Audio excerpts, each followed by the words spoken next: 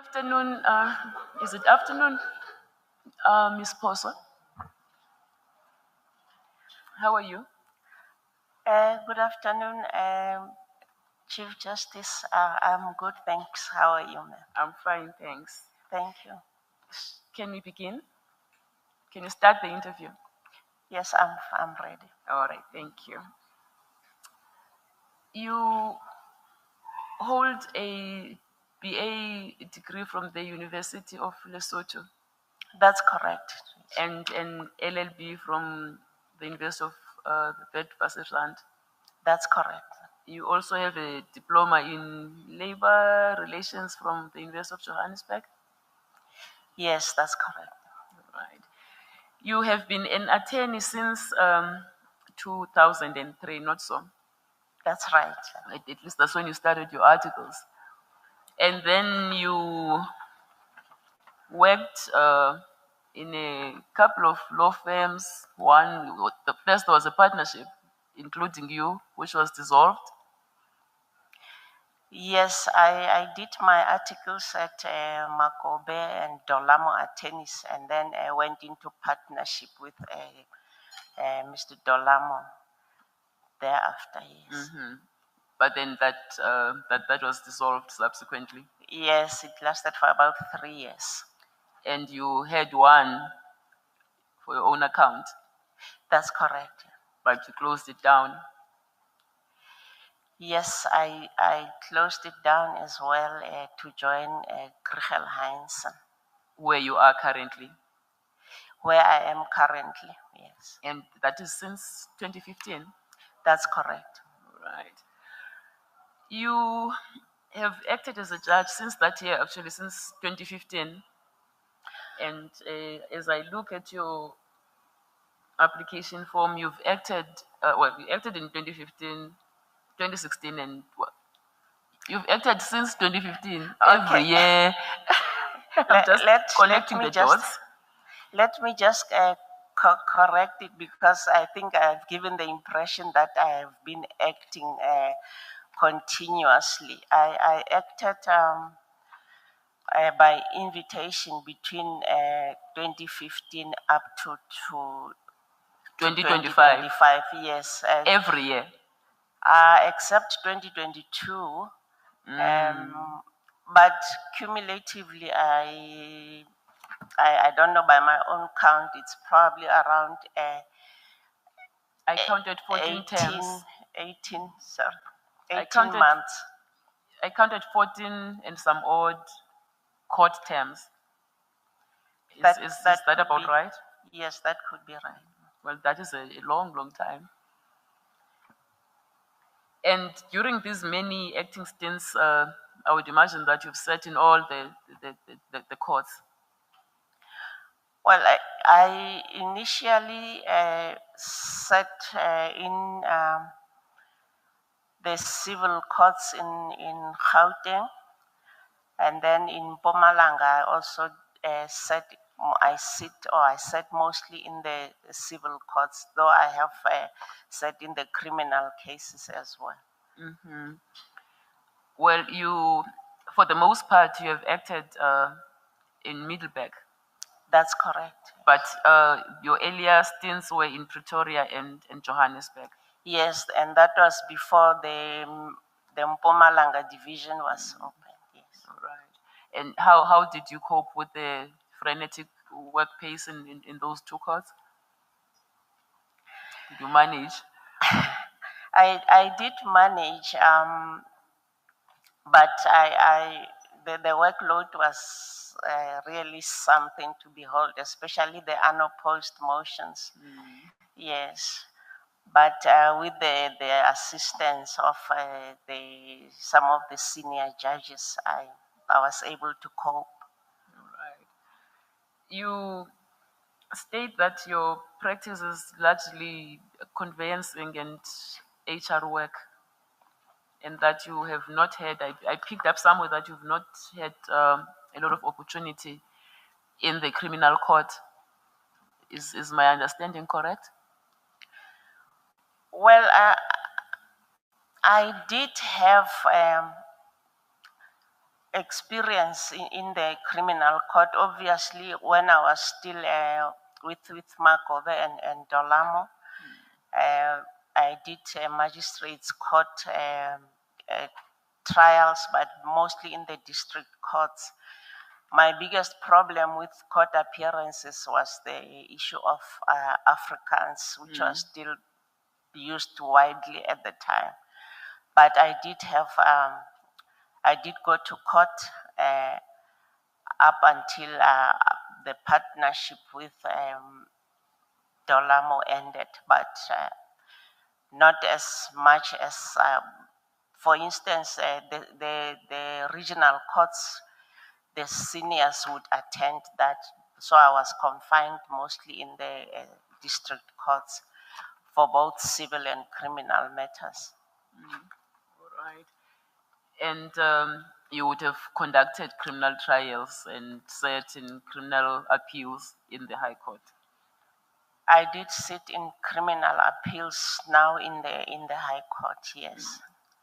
And at the time when there was a backlog with criminal appeals, I think I sat in about 14 of them with the retired Judge Cynthia Pretorius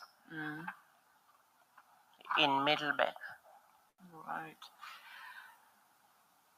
You have listed a few reserve judgments, but I don't quite understand the manner in which this is reflected. What is the status of these matters? Because, what is the status of these matters? Let's just take us through each one of them. It's at page 15 of that record in front of you.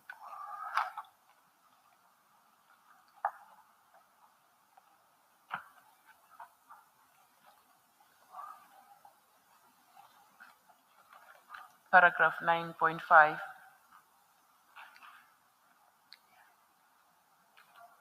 Okay, all these judgments have since been delivered. Yes, and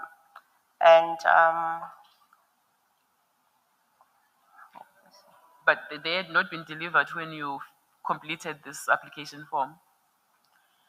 Not when I completed the form. No.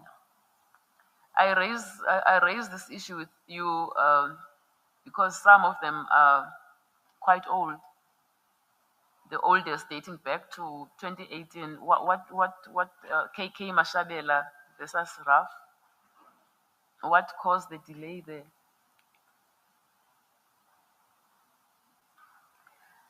No, that is the case number.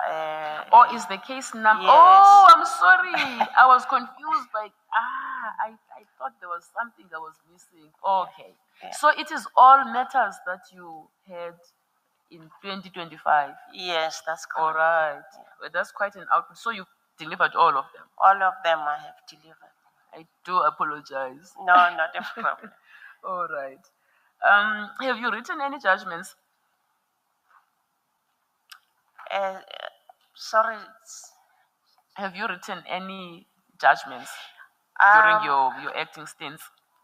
Yes, I have, and I do realize that there was a concern that I don't have any reported judgments, but I have written quite a lot of judgments. In my own count, I think it's more than 83 judgments that I have written. But none of them reported in the conventional law reports?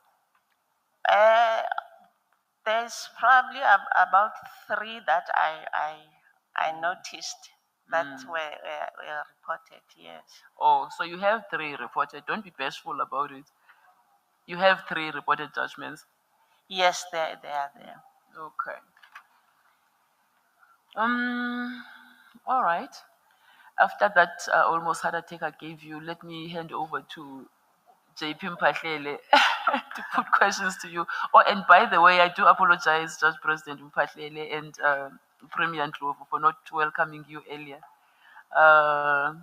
You are welcome. Thank you, Chief Justice.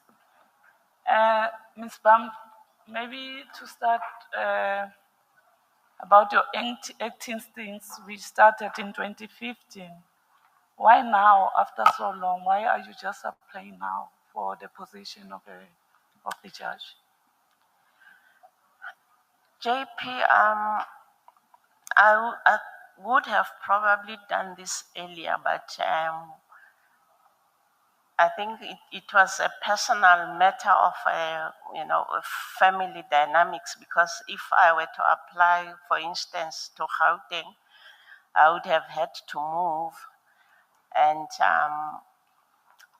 I've been a school mom for some time to my grandson, who is now completing matric. So it would have been a bit of a problem for me to move from where I am to Gauteng. Insofar as Mpumalanga is concerned, I think it was just a matter of me convincing myself that I was ready. And, I'm here because now I feel I'm ready to take the next step. And yes. Okay. Thank you. And maybe if you can give us in respect of the reserve judgment, to say all of them have been delivered. Maybe on average, how long do you take to deliver a judgment after a hearing? It's normally ranges from about 3 weeks to, let me say, I've never gone beyond 3 months with a judgment, but 3 weeks and probably to the almost last week of the third month, but I've never gone beyond 3 months for any judgment. Okay. And partly head matters, have you ever had?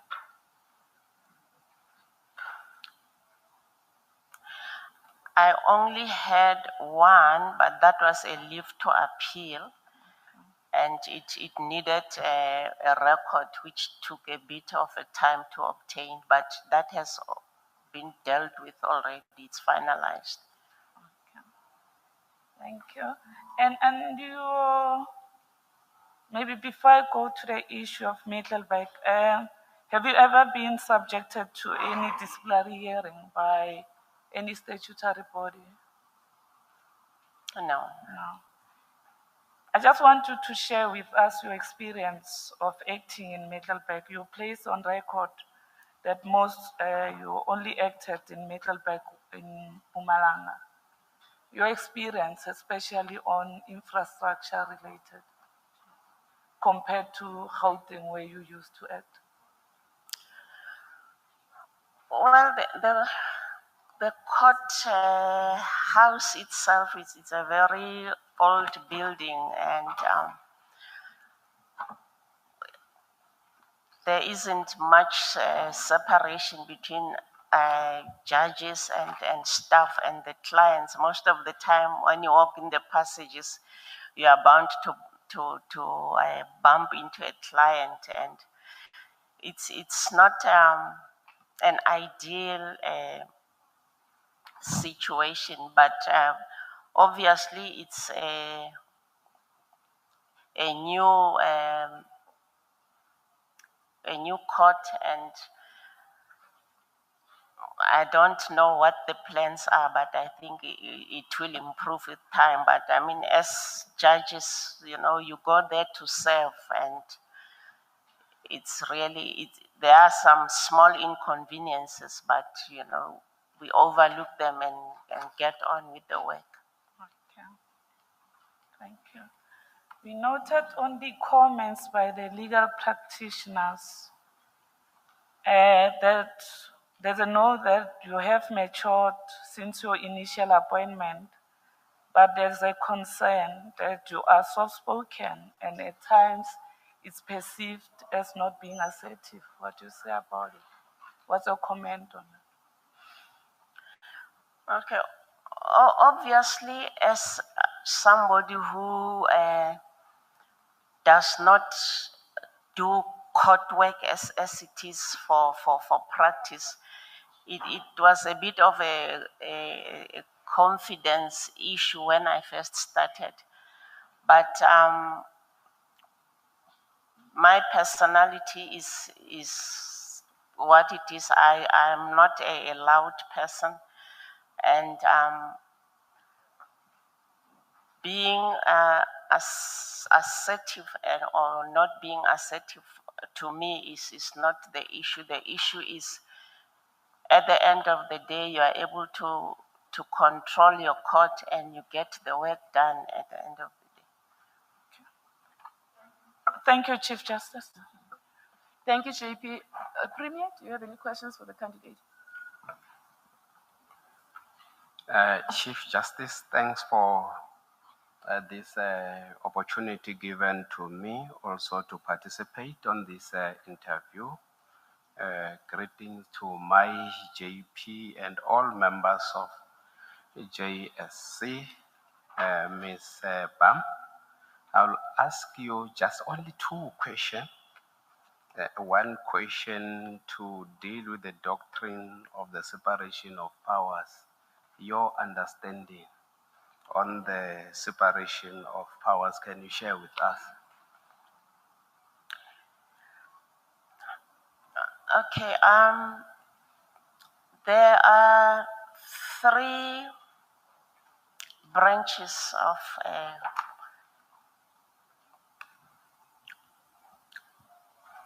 I don't know how to put it. There is three branches of the state in our constitutional democracy. We've got the judiciary, the legislature, and the executive. Separation of powers, insofar as the courts are concerned, concerns the issue of interference into the sphere of other arms of government. So separation of powers means each and every sphere of government must respect and not interfere in the other arms of government spheres. And it also goes to the issue of what is normally called a judicial overreach in some quarters, where the court, for instance, would make an order that goes to the core of the powers that is a state organ is empowered to exercise.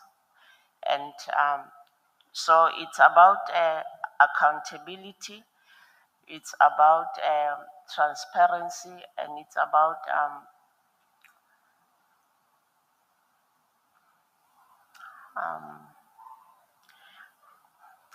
I'm sorry, I'm just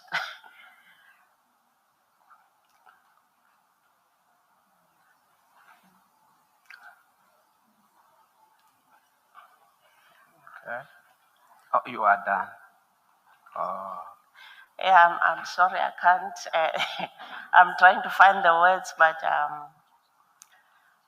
basically, separation of powers is about the issue of the boundaries that protect each arm of the government. I can see that you are not relaxing. These are your colleagues. I want to request you that please you must relax. I know that you know these answers because these are your day-to-day work that you are doing. But if you're done, then I can continue. But I want to humbly request you that please you must remain calm, relax. Okay, I will try to relax. Okay, no. Thanks, Ms. Bam. The second question relates to the performance of judiciary. can you please sum up the performance of judiciary in the last few years in enhancing democracy and ensuring its own accountability and that of the other two arms of the state? Can you repeat your question, please? I am saying that I want you to sum up the performance of judiciary in the last few years.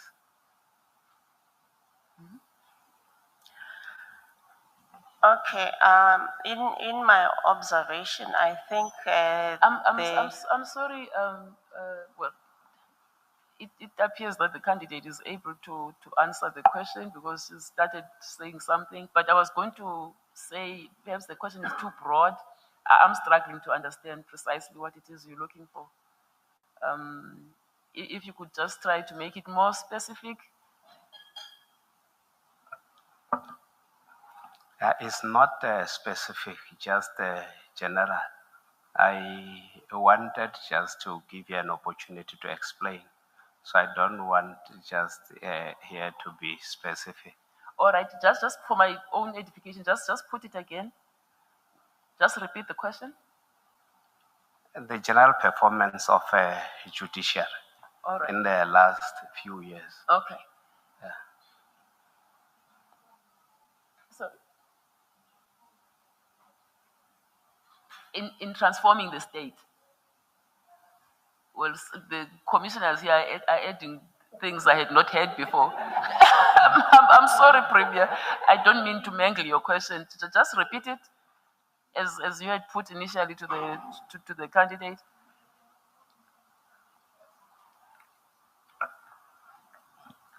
Oh, you want me to repeat the question? Yes, just repeat it. In general, I want to explain about the performance of judiciary in the last few years. That is the question.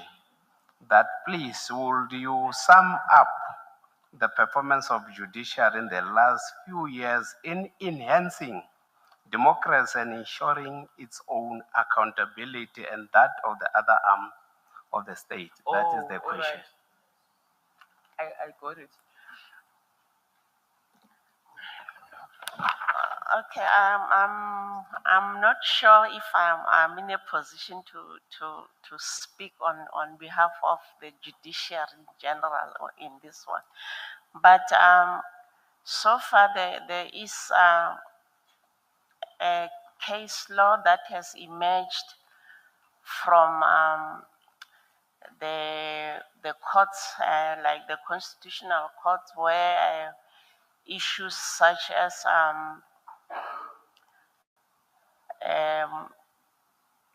evictions, issues such as declaring certain acts of executive unconstitutional. So I think the courts or the judiciary has actually done a good job to ensure that the Constitution is adhered to in whatever that the government, or even in some instances what Parliament does. So they have also ensured that the rights that are entrenched in the Constitution, whether they are individual rights or they are rights that are given to state organs, that they are protected, and when it comes to implementation, that they are done fairly and in accordance with the principles of legality. So the courts have been the enforcement arm of the Constitution in that respect. No, thanks, Mambam and Chief Justice. Thank you, Premier. Minister? Thank you very much, CJ. Good afternoon, Ms. Pam. Good afternoon, Minister. No, thank you very much. I think you are going to have to assist us because your questionnaire doesn't have much information for us to be able to make much out of your work. And I'll go to the section question 10, where you were asked about the significant contribution you've made. What would you regard as your most significant contribution to law and the pursuit of justice in the country, in South Africa? And I noted that in terms of law bodies, you don't seem to belong to any of the law bodies, and then you don't have any publication, either articles or participation beyond. I think the participation I've seen, which is a good one as well, is on NGO work. So would want you to tell us more about your work so that we can be able to determine. So if you could elaborate in what you have reflected here. I see you've reflected the work that you've done specifically about your judgments, for example, one of them where you refused evictions from a municipality. How would we interpret that as a contribution to justice in South Africa, because it doesn't have much detail there in how that has contributed in pursuit of justice, but also significance in terms of law, if you can elaborate. I just pulled one of the issues that you've listed there that relates to the judgment. What is the significance about that work? Okay. First of all, I agree with you on your observation about what I have on paragraph 10, because these are issues that the law actually enjoins the courts to do. So I wouldn't necessarily also put them as contributions in the sense that the question wanted me to elaborate.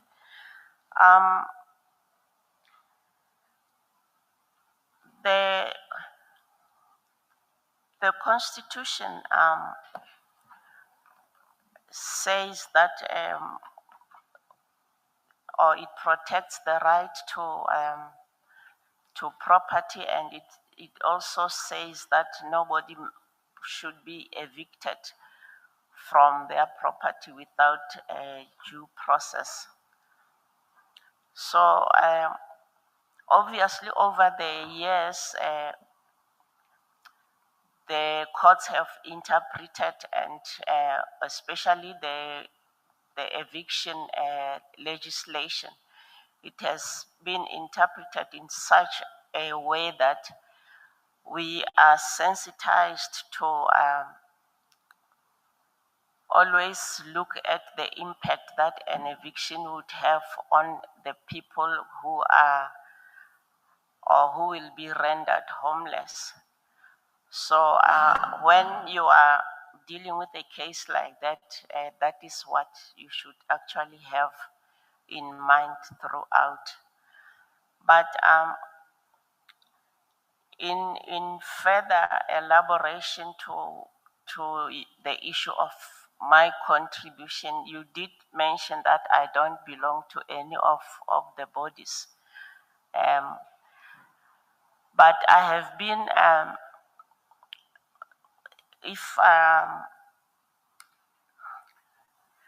I have been called on to give addresses to young attorneys, both at Saula and at Nadel. And in those addresses, I always make sure that I indicate to the participants or to the audiences the importance of practicing law ethically, and also the importance of helping people who cannot afford the legal fees that we charge. Within child welfare itself, I contribute by making sure that I draft policies and train management. And recently, when we had a fundraiser, I invited the office of the child of the family advocate to address the audience.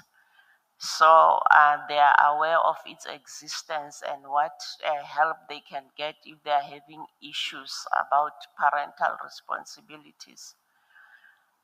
I think something else that I could mention,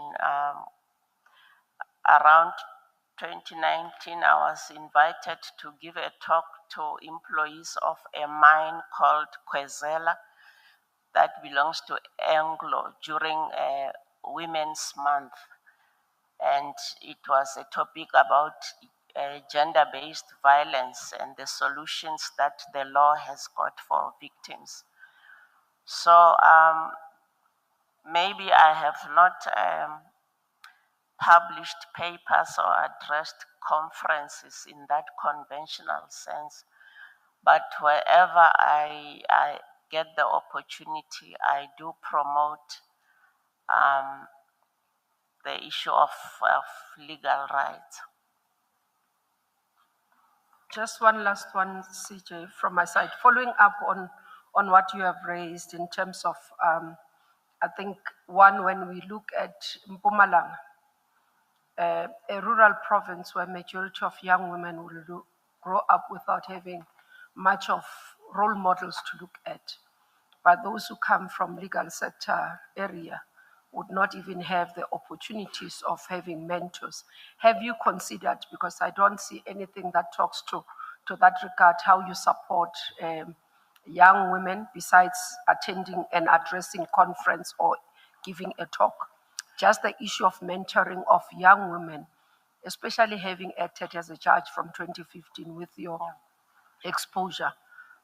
Taking up young women as part of transformation in our society, but giving them opportunities. Have you considered that? And if you've done, what has been the work that you have done in that area?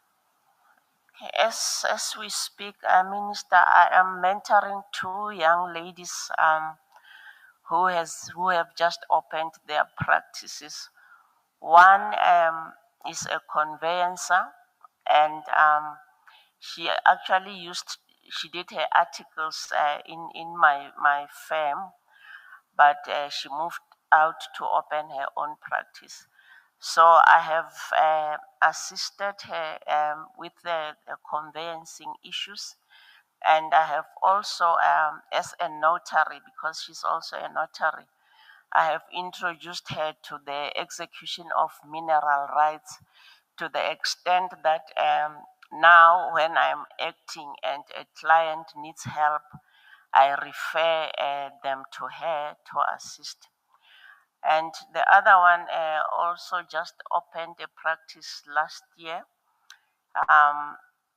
And she actually approached me for mentorship, and we are basically restructuring that relationship as we speak. But I have also, because our firm doesn't do a lot of what we call general litigation, when there is a matter, like recently I referred a divorce matter to her, and she dealt with it, and the feedback that I got from the client was a very positive one.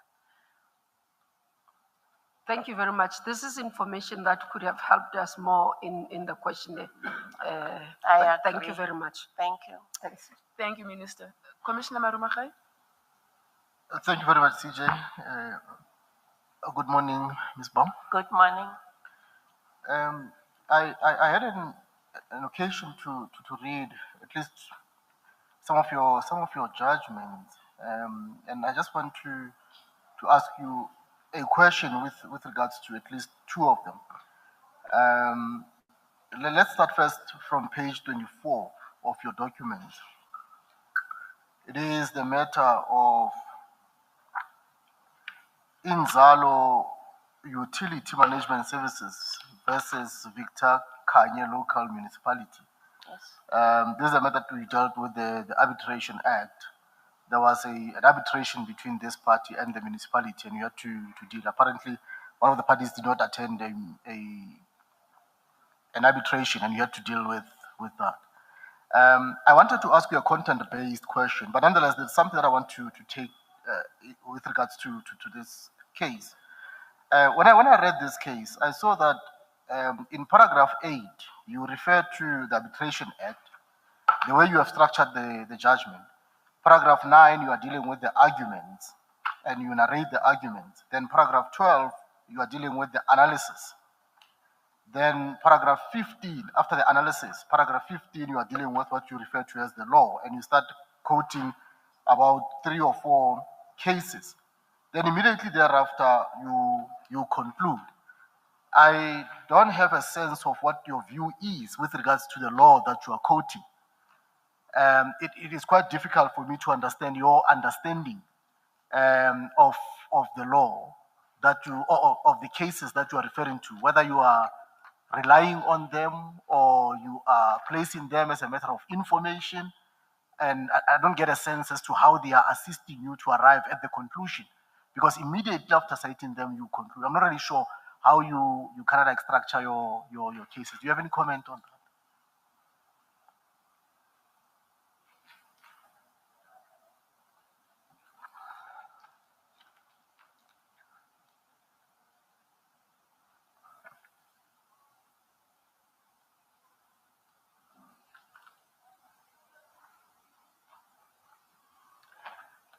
Okay, and unless maybe you are querying the order in which I have put my headings. My analysis is basically based on the arguments that have been advanced by the parties in this matter.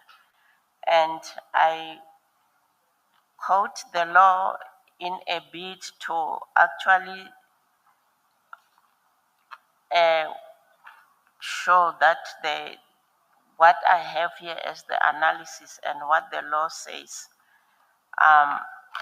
would lead me to the conclusion that I have in terms of what I have already put beforehand. So I'm not sure whether you are querying the order or my way of thinking. And I'm not saying you are wrong. I'm just curious as to how you write, because one would think that analysis will come after the law, where you tell us how you marry the law to the facts and the arguments that have been made. And of course, when you look at also at page, at the second case that I want to refer to you to, in page 58, Sneyman versus Sneyman. The same actually appears. At the end, you refer to cases, and immediately after that, you conclude.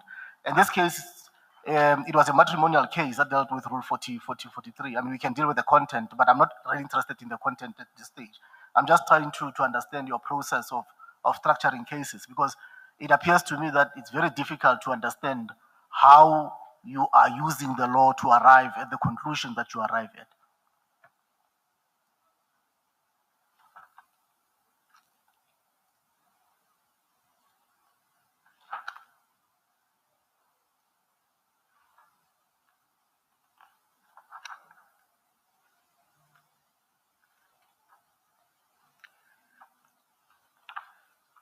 Well, I'm sorry, Commissioner, I can't. No problem. Thank you very much, CJ. Thank you, Commissioner Marumakai. Commissioner Shabangumdawi. Thank you, CJ. Good morning, Ms. Bam. Good morning, ma'am.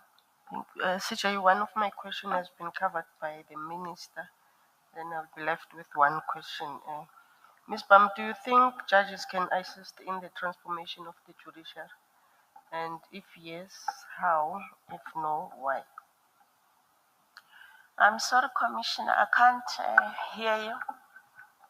I was saying, do you think judges can play a role in the transformation of the judiciary? If yes, how can they do that? If no, why?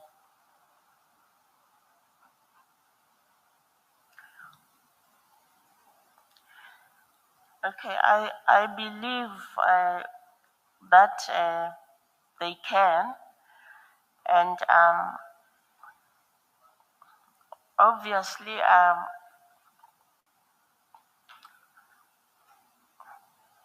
okay, I don't want to misunderstand your question. You're asking if judges can advance transformation. Yes. Oh, okay. Yes, I believe they can, because they are in a position of, number one, they're in a position of leadership. Number two, with the kinds of decisions or judgments that they make, they are able to change the complexion of how things are done in society, how decisions are taken, or how certain issues are dealt with. Um, for instance, we've got the recent decisions now where the issue of gender has come under the spotlight, um, regarding, number one, the leave, maternity leave for fathers. Number two, we have the issue where the courts have said it's permissible for a male to take on a spouse's surname, and recently also where the the life partner in a situation where a child is conceived by way of IVF, that he or she is a parent for all intents of purposes.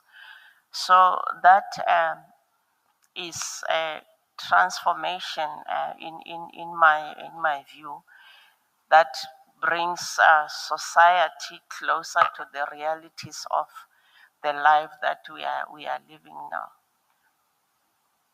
Thank you, Ms. Bam. Thanks, CJ.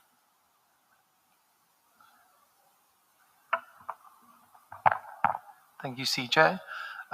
Good morning, Ms. Bam. Good morning. Could you please just explain the extent to which you have dealt with criminal matters as a practitioner, but also I see that you've acted since 2015 as a judge. Can you also explain how many criminal matters you've done, how many criminal trials, and perhaps any other experience in that field? Okay, as I have indicated in my papers, I haven't had that much criminal practice experience. First of all, because when I started, um, the language used in the courts was still Afrikaans, which I couldn't speak. So most of the serious criminal matters were done by my seniors. So I would be sent to do a small matters of your thefts, your bail, and so on in the district magistrates court. Um, when I started acting in Mpumalanga, I did 3 weeks in Brighton. Uh, that was for criminal matters. Um, I presided on 2 cases, criminal cases, and I think the rest, about 3 of them, were plea bargains. So I didn't actually get to participate much in that. But other than that, the most participation that I have had is through sitting as part of a full bench or a full full bench in appeals, criminal appeals. I think all in all, besides the 14 that I did with Judge Pretorius, I think the total was about 23 that I did.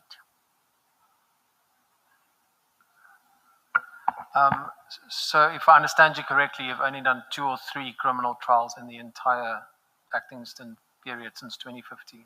Is that correct? That's correct. And have you used assessors when you acted as a judge? Sorry again? Did you use assessors when you acted as a judge in these criminal trials? No. You did not? No. May I ask why not?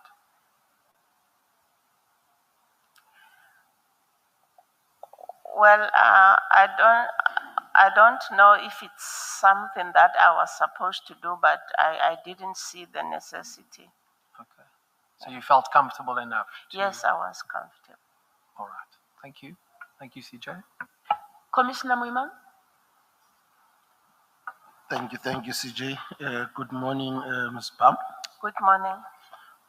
Just one from myself in relation to the JKRS versus DS case that you highlighted as part of your contribution to jurisprudence.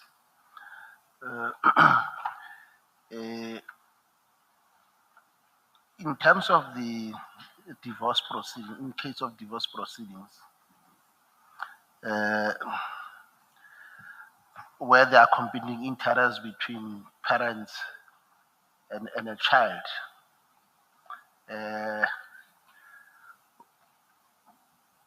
whose interest will reign above the other? And in responding to that, apply the maxim: the court is the upper guardian of a minor child. Thank you. Okay. I didn't get the full question. If you don't mind, Commissioner. What is your understanding of the maxim, the court is the upper guardian of a minor child, as you applied it in the divorce case that involved JKRS versus DS? The judgment that you highlighted as part of your contribution to jurisprudence in your questionnaire. Thank you. Okay, obviously in terms of the Constitution, the children's best or the child's best interests must always be taken into account in every matter where a child is involved. So my understanding would be that where the parties obviously in divorce matters, in most instances, the parties will always fight over custody and parental responsibilities and so on and so forth. But at the end of the day, we have to look, that's the deciders of the case. We have to look at what decision will best fit the best interest of the child. And it does not necessarily mean, as it used to be the case, that, for instance, in a custody matter, that the mother is best suited to raise the child. You actually look objectively at what would be in the best interest of the child. Thank you, Ms. Bam. Thank you, CJ. Thank you, Commissioner Muimang. JP Tlaleti? Thank you, Chief Justice. Good day, Ms. Bam. Good day, sir. Yeah. Just one observation that I make. You appear to be someone who's very humble and modest. And looking at your questionnaire, there's an element also of honesty, especially you don't claim things that you think they will enhance your chances of being appointed. if one looks at paragraph 6, you don't claim to have done any criminal law, administrative law, constitutional law, labor law. And then your CV, as I look at it, you've just given us enough that you think we need to know. But coming to the kind of work that you've done, the allocation normally is done by the judge president or the senior judge in the division. That's correct. And they allocate the work according to your strength. Is that the reason why you were mostly given civil cases to deal with? Well, in as far as Mpumalanga, or not Mpumalanga, Middleburg is concerned, Yes. the number of civil cases has grown to such an extent that probably it's the reason why the JP is often relying on acting judges, because there is only 3 permanent judges, and one of which will be obviously in the criminal court. But the 2 permanent judges that are there cannot tackle the amount of civil cases that arrive. So I would like to think it's more about the proper deployment of resources than saying, I prefer this one here or the other one there. But I am more helpful in the civil court than I would otherwise be in a criminal court. And I note that the practitioners in that area are quite happy and they support your appointment. I don't have any doubt that they do. Thank you, Ms. Bam. Thank you, Chief Justice. Thanks, JP. DP's one. Hey, thank you very much, CJ. Morning, Ms. Bam. Good morning, Mr. Okay. Commissioner, what shall I just ask you about your extent of the extent of your experience in criminal matters? And you indicated that you have done about 3 cases. Is that so? Is my understanding correct? Yes, that's on your correct. own. Presided over, yes. Okay. Just sometimes criminal matters or trial can be a little bit tricky. Now, let's say there's enough at the end of the state's case. The state closes its case, and the defense apply for Section 174. Do you understand the test that is applicable at that stage? And if so, what is the test? And if the defense, if the Section 174 is refused and the defense decides to close its case, what is the applicable test to determine the guilt or otherwise of the accused? Okay. First of all, after the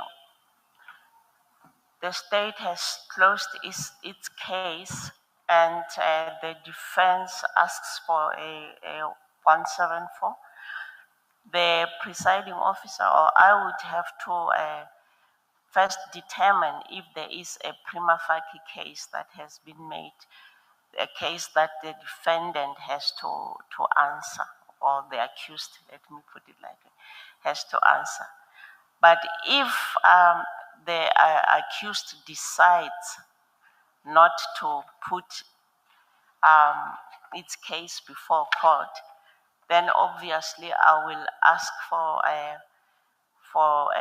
the closing arguments, and obviously then the mitigating and aggravating circumstances, and to the point that I'll be able to do my judgment. Sorry, Chief Justice, if I could. I'm not sure if the DP is finished. Yeah. Well, Or maybe that's you an want answer to that she make has your own given. follow-up to your question. Maybe you can do a follow-up, but it's an answer that she has given. Okay. Ms. Bam, I'm not sure if you understand the crux of the question, because we are now talking about mitigating circumstances, even before you've made a decision. And the question was, what is the test? The case is closed, and the accused has decided he's not going to give evidence. What happens next?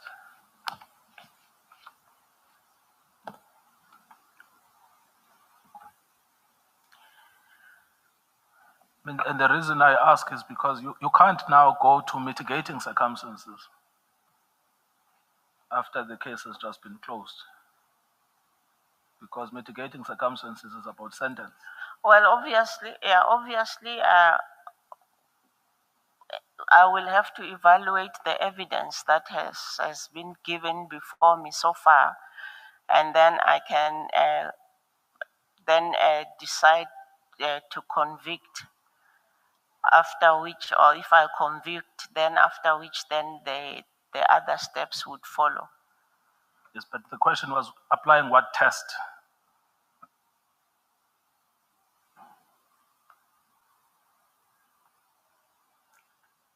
All right, thank you, Ms. Bam. Thank you, Chief Justice. Yeah, perhaps Diffusod in his wisdom as a judge of long-standing knew well when to quit. I think it's a thing of counsel and academics to want to wrestle with a candidate who gives an answer they think is unsatisfactory until they get what they want. Well, any further questions, colleagues? No? Thank you very much, Ms. Pam. You're excused. Thank you, Chief Justice. Thank you, everybody.